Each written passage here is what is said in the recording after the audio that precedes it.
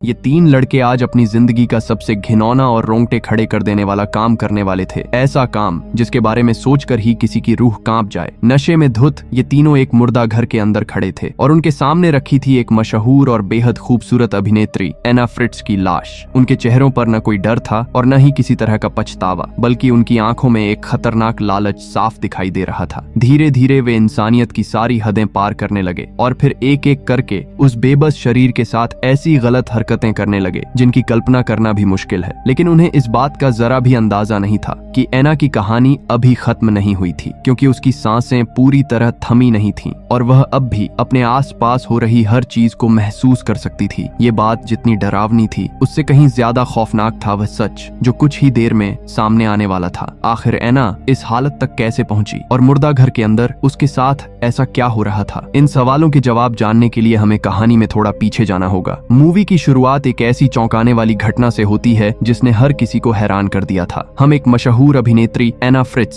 की dead body को मुर्दा घर लाते हुए देखते हैं। बताया जाता है कि उसकी मौत एक पार्टी के दौरान अचानक हुई थी और यही वजह थी कि उसकी मौत की खबर पूरे इलाके में चर्चा का विषय बन चुकी थी। इसके बाद उसकी बॉडी को अस्पताल के मॉर्चुरी सेक्शन में रख दिया जाता है। यहीं पर काम करता था एक कर्मचारी जिसका नाम जेक था। जब जेक की नजर एना फ्रिट्ज की बॉडी पर पड़ती है तो उसे खुद भी यकीन नहीं होता कि इतनी बड़ी सेलिब्रिटी की लाश उसके सामने मौजूद है। वो उसे देखकर हैरान रह जाता है, लेकिन इसी उत्साह में वह एक ऐसी गलती कर बैठता है जो आगे चलकर बेहद खतरनाक साबित होने वाली थी। जेक चुपके से एना फ्रिट्ज की बॉडी की एक फोटो खींच लेता है और उसे अपने कुछ दोस्तों के पास भेज देता है। इसके बाद हमारी मुलाकात दो लड़कों से होती है। इनमें से एक का नाम विक्टर था जबकि दूसरे का नाम ईथन था। दोनों उस रात अपने दोस्त जेक से मिलने अस्पताल आए हुए थे। शुरुआत से ही इन तीनों का व्यवहार कुछ खास अच्छा नहीं दिखाया जाता। अस्पताल में मौजूद लड़कियों को भी ये लोग अजीब और गलत नजरों से देखते रहते हैं, जिससे साफ पता चल जाता है कि इनके इरादे बिल्कुल भी सही नहीं हैं। असल में ये तीनों रात को साथ मिलकर पार्टी करने वाले थे, लेकिन जेक अभी उनके साथ नहीं जा सकता था क्योंकि उसकी ड्यूटी खत्म होने में अभी लगभग 1 घंटा बाकी था और वह इसी अस्पताल के मॉर्चुरी सेक्शन में काम कर रहा था। कुछ देर बाद तीनों अस्पताल से बाहर निकल आते हैं। इसके बाद वे साथ बैठकर शराब पीने लगते हैं और बातचीत करने लगते हैं। इसी दौरान जेक अपने दोस्तों को बताता है कि आज मॉर्चुरी में एना फ्रिट्ज की बॉडी रखी हुई है। ये बात सुनते ही विक्टर की आंखों में एक अलग ही उत्सुकता दिखाई देने लगती है। वो तुरंत जेक से पूछता है, क्या हम उसकी बॉडी देख सकते हैं? लेकिन ये सुनकर जेक तुरंत मना कर देता है, क्योंकि वह अच्छी तरह जानता था कि ऐसा करना बेहद जोखिम भरा काम है। अगर किसी को इसकी जरा सी भी भनक लग जाती तो उसकी नौकरी तक जा सकती थी। लेकिन विक्टर इतनी आसानी से हार मानने वालों में से नहीं था। वो बार बार जेक को मनाने की कोशिश करने लगता है। धीरे धीरे उसकी जिद बढ़ती जाती है और वह लगातार उस पर दबाव डालता रहता है। आखिरकार काफी देर तक समझाने और दबाव डालने के बाद जेक मान जाता है। अब वह अपनी नौकरी और भविष्य दोनों को खतरे में डालकर अपने दोनों दोस्तों को अस्पताल के उस प्रतिबंधित हिस्से की ओर ले जाता है जहां एना फ्रिट्ज की बॉडी रखी हुई थी। उन्हें बिल्कुल अंदाजा नहीं था कि उनका यह फैसला आगे चलकर एक ऐसे खौफनाक घटनाक्रम की शुरुआत करने वाला है जो उन तीनों की जिंदगी हमेशा के लिए बदल देगा। वो अस्पताल का एक रिस्ट्रिक्टेड एरिया था जहां किसी भी बाहरी व्यक्ति का प्रवेश पूरी तरह प्रतिबंधित था। यही वजह थी कि अंदर जाते समय जेक बार बार अपने दोस्तों को सावधान रहने के लिए कह रहा था। वो उन्हें समझाता है कि अगर किसी ने उन्हें वहां देख लिया तो उसके लिए बड़ी मुसीबत खड़ी हो सकती है। तीनों धीरे धीरे मॉर्चुरी के अंदर आगे बढ़ते हैं। इसी दौरान जेक एक बॉडी के पास रुकता है और उसके ऊपर से कपड़ा हटाता है, लेकिन उसे देखते ही विक्टर और ईथन दोनों चौंक जाते हैं क्योंकि वो एना फ्रिट्ज नहीं थी। इसके बाद वह उन्हें मॉर्चुरी के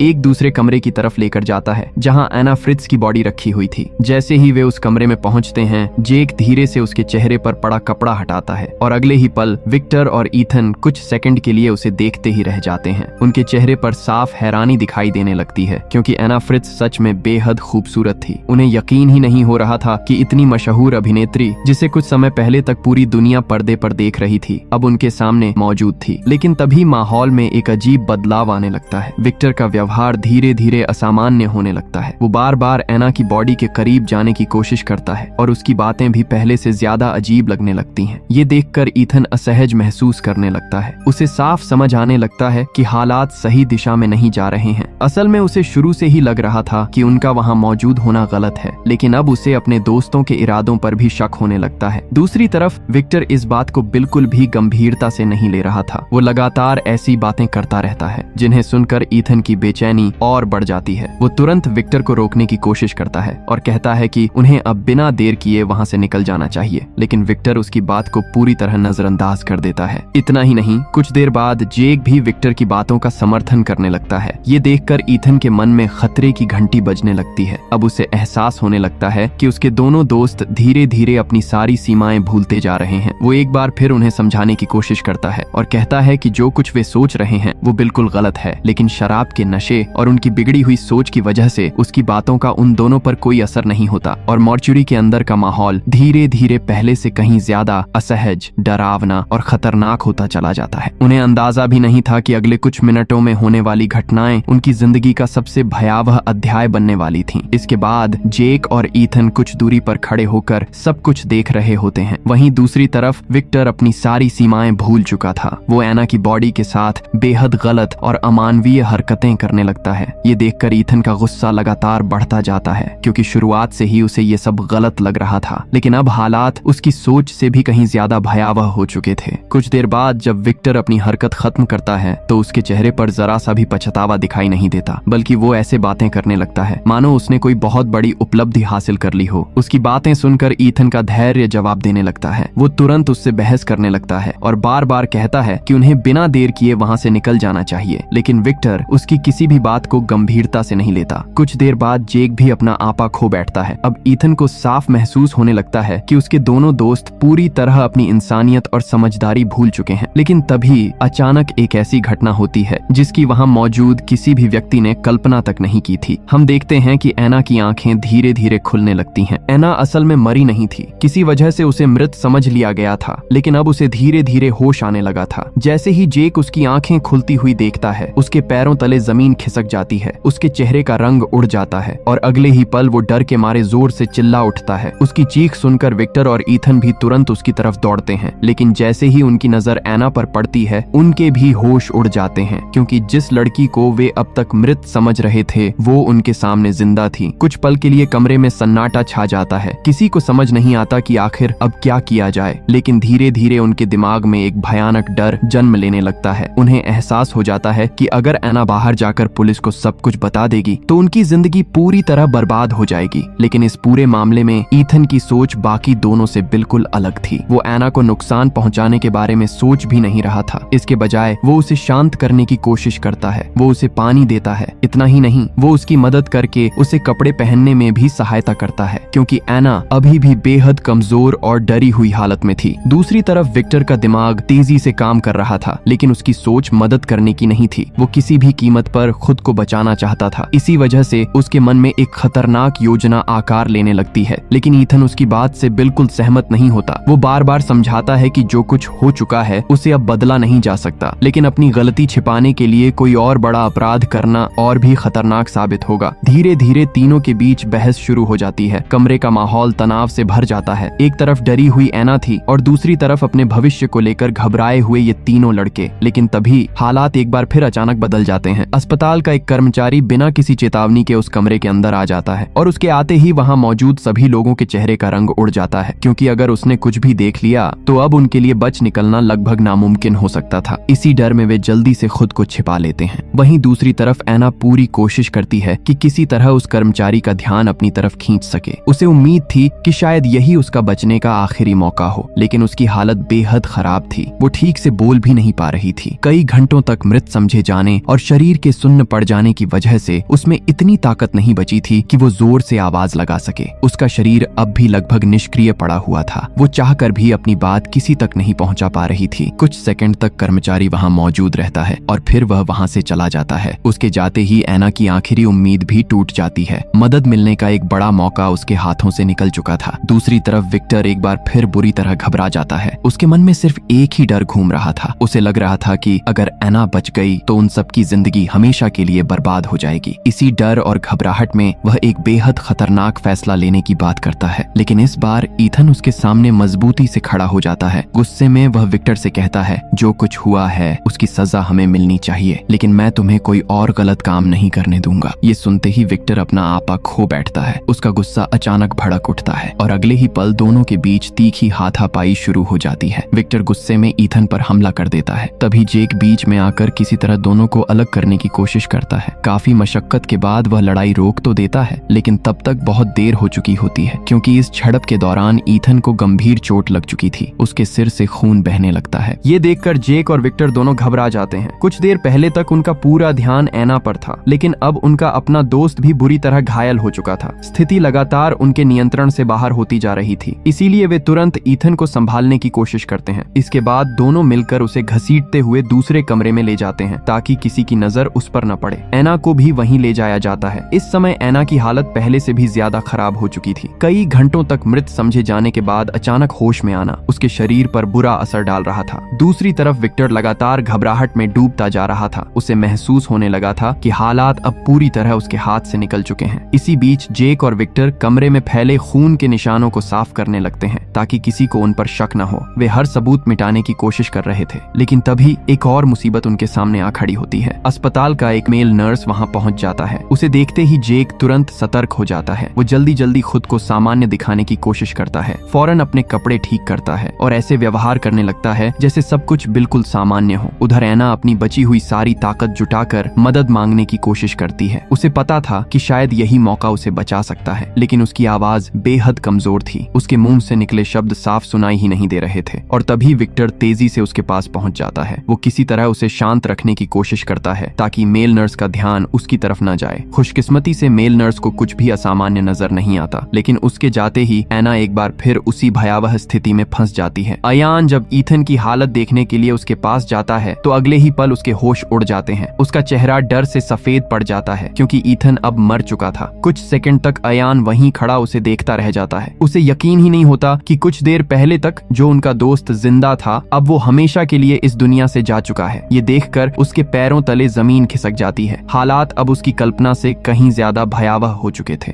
थोड़ी देर बाद जब जेक वापस कमरे में आता है तो उसे भी इस सच्चाई का पता चलता है। जैसे ही उसकी नजर ईथन पर पड़ती है वो अंदर तक टूट जाता है। उसे समझ नहीं आता कि आखिर ये सब इतनी जल्दी कैसे हो गया। अपने दोस्त की मौत देखकर उसकी आंखों से आंसू निकलने लगते हैं। वो सदमे में पड़ जाता है, लेकिन अयान उसे संभालने की कोशिश करता है। वो बार बार कहता है ये जानबूझकर नहीं हुआ, ये सिर्फ एक हादसा था। उधर एना अब उनकी सारी बातें सुन रही होती है। उसकी हालत कमजोर जरूर थी, लेकिन उसे पूरी तरह समझ आ रहा था कि उसके आसपास क्या हो रहा है। तभी वह कमजोर आवाज में कहती है जो कुछ तुम लोगों ने किया है उसकी सजा तुम्हें जरूर मिलेगी। ये शब्द सुनते ही अयान का डर और बढ़ जाता है। अब उसे साफ दिखाई देने लगता है कि अगर एना जिंदा बच गई तो उनका बचना लगभग नामुमकिन होगा। इसीलिए वो तुरंत जेक को कमरे से बाहर ले जाता है। इसके बाद दोनों आगे क्या करना है इसी बारे में बात करने लगते हैं। वहीं दूसरी तरफ समय बीतने के साथ एना की हालत पहले से थोड़ी बेहतर होने लगती है। उसके शरीर में धीरे धीरे कुछ ताकत वापस आने लगती है। मौका देखते ही वो पूरी हिम्मत जुटाती है और खुद को स्ट्रेचर से नीचे गिरा देती है। ये उसके लिए आसान नहीं था, लेकिन अब उसके पास कोशिश करने के अलावा कोई दूसरा रास्ता भी नहीं था। जमीन पर गिरने के बाद उसकी नजर पास पड़े ईथन पर जाती है। तभी उसके मन में एक उम्मीद जगती है। वो किसी तरह उसके कपड़ों तक पहुंचती है और वहां से उसका मोबाइल निकाल लेती है। उधर कमरे के बाहर अयान लगातार जेक को समझा रहा होता है। वो कहता है अगर हम पकड़े गए तो हमारी पूरी जिंदगी बर्बाद हो जाएगी। अब उसके दिमाग में सिर्फ एक ही बात चल रही थी, किसी भी तरह खुद को बचाना। इसी सोच में डूबा हुआ वो आगे कहता है कि ईथन की बॉडी को कहीं छिपाना होगा और एना के बारे में भी कुछ करना पड़ेगा। ये सब सुनकर जेक और भी ज्यादा परेशान हो जाता है। उसका मन इस सब के लिए तैयार नहीं था, लेकिन डर इतना बढ़ चुका था कि वो खुलकर अयान का विरोध भी नहीं कर पा रहा था। इधर एना जल्दी जल्दी मोबाइल से किसी को कॉल करने की कोशिश करती है। उसे पता था कि समय बहुत कम है। वो किसी तरह मदद मांगना चाहती थी इससे पहले कि बहुत देर हो जाए। कांपते हाथों से वो एक नंबर मिलाती है, लेकिन तभी अचानक अयान और जेक वापस कमरे में आ जाते हैं। दोनों की नजर तुरंत एना पर पड़ती है और अगले ही पल वे उसके हाथ से मोबाइल छीन लेते हैं। ये देखकर एना की बची हुई उम्मीद भी टूटने लगती है। अयान तुरंत फोन चेक करता है। तब उसे पता चलता है कि एना ने किसी नंबर पर कॉल लगा दी थी। एक पल के लिए उसका दिल तेजी से धड़कने लगता है, लेकिन जब वो कॉल हिस्ट्री देखता है तो उसे पता चलता है कि दूसरी तरफ से कॉल रिसीव नहीं हुई थी। ये जानकर दोनों को थोड़ी राहत मिलती है। उन्हें लगता है कि शायद अभी भी मामला उनके नियंत्रण में है। इसके बाद वे एना को वहां से दूसरी जगह ले जाने की तैयारी करने लगते हैं, लेकिन तभी अचानक कमरे में एक तेज रिंगटोन गूंज उठती है। ये आवाज ईथन के मोबाइल से आ रही थी। फोन लगातार बज रहा था और सबसे चौंकाने वाली बात ये थी कि कॉल उसी नंबर से आ रही थी जिस पर कुछ देर पहले